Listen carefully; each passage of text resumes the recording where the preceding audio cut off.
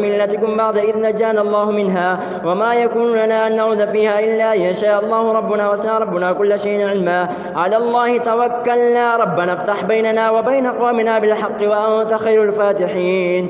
وقال الملأ الذين كفروا من قومه لئن اتبعتم شعيبا إنكم إذا لخاسرون فأخذتهم الرجفة فأصبحوا في دار جاثمين. الذين كذبوا شعيبا كأن لم يغنوا فيها الذين كذبوا شعيبا كانوا هم الخاسرين. فتولى عنهم وقال يا قوم لقد أبلغتكم رسالات ربي ونصحت لكم فكيف آسى على قوم كافرين.